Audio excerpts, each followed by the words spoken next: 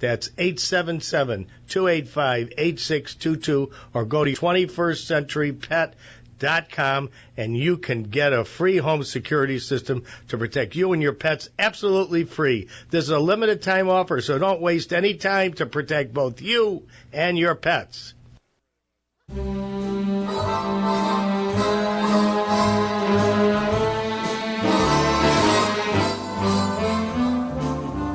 Nice and easy does it.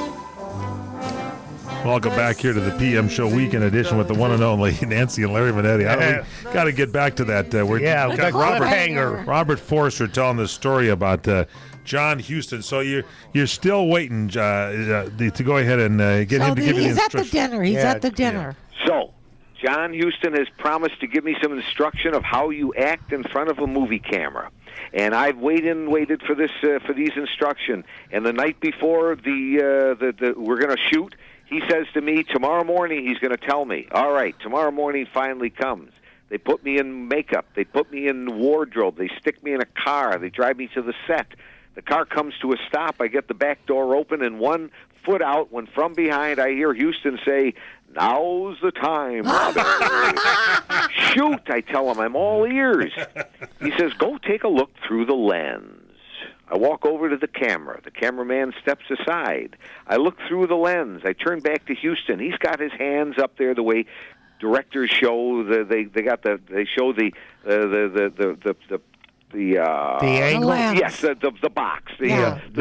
He says to me, he's got his hands up there showing roughly the frame lines. And I look back, he says, "Those are the frame lines." And I look back through the lens and I see, and I say, "You mean the line that shows the cameraman what the audience sees?" He says, "Yes, those are the frame lines. Now, ask yourself this," he says to me. "Ask yourself this. What needs to be there?" He didn't tell me all the things that were necessary. He didn't tell me, for instance, that I was going to have to do the detective work to figure out what the writer intended, why the writer put me in the scene, why the scene is constructed the way it is.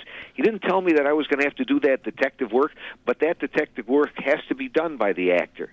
He didn't tell me, by the way, that the director would have some needs for me, because everybody probably knows, in this town at least, how movies are made. You take the whole script and you take one scene at a time and you shoot it from several different angles. Each one of those is called a shot, and that is the fundamental unit of filmmaking. So the director will have some need for me to do something, an entrance or an exit, or move some props around or say some dialogue. Whatever it is the director needs, I got to deliver that too. But that isn't the end of it. The guy who sets the lights wants you to be in them. And the one listening for the words got to hear them correctly. Otherwise, at the end of the shot, somebody says, "No good for sound, start again." And if I put the cup in the wrong spot, somebody says, "No good for continuity, start again." Or if I do something too big for the shot I'm in, the one behind the lens says, "No good for composition, start again." The actor cannot get from action to cut, print, and move on to the next shot until the actor has delivered a stroke which advantages everybody's needs on that set. Everybody is your boss. Everybody needs something from you. And that's not the end of it. The other actor may have to emotionally go high in the scene. I've got to build him a little ramp so that the other actor can go emotionally high.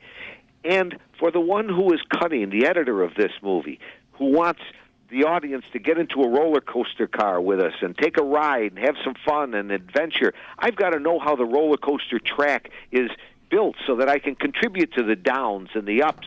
And going around the curves, if I'm not believable, my audience will not be with me. They won't be with us at the end of the ride. So I owe my audience something. I owe them something. I owe them to be believable.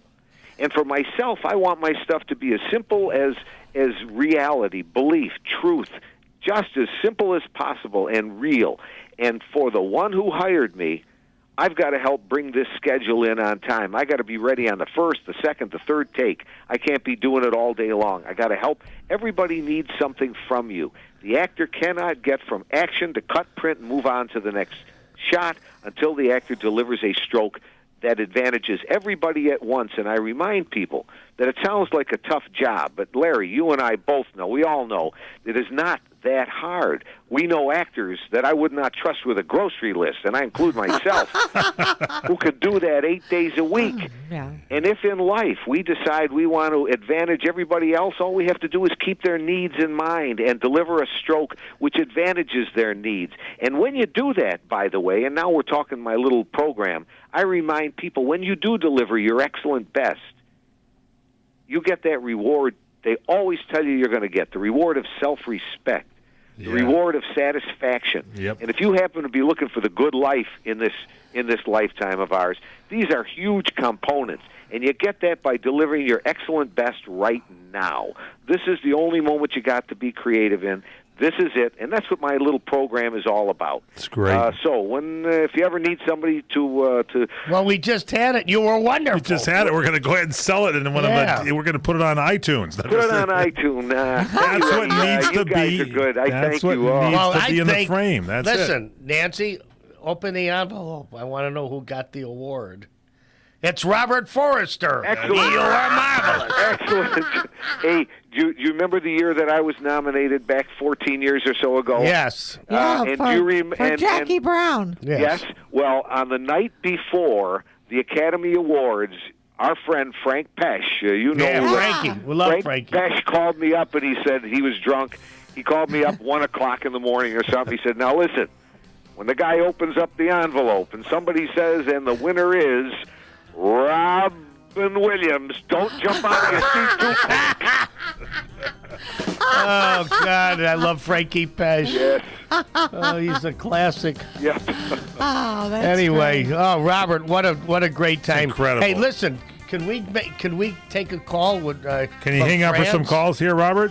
Sure. All right, Robert Sure. Forrester is with us. The great Robert Forrester, great stories. Thank you, Michael. Thank you, sir. And the great Nancy Manetti and Do the we have wonderful Larry time to Manetti. put Jean-Luc on from France? Yes, we'll Yes. do that one straight ahead when we come back. We're moving Okay. on. Do you want to Hang take in us there. out, Nancy? He's a wonderful guy. Nancy has wanted to take us out. She's been watching the Jack This Benny is- program. Go ahead. This is the Nancy Manetti Show, and we'll be back right after.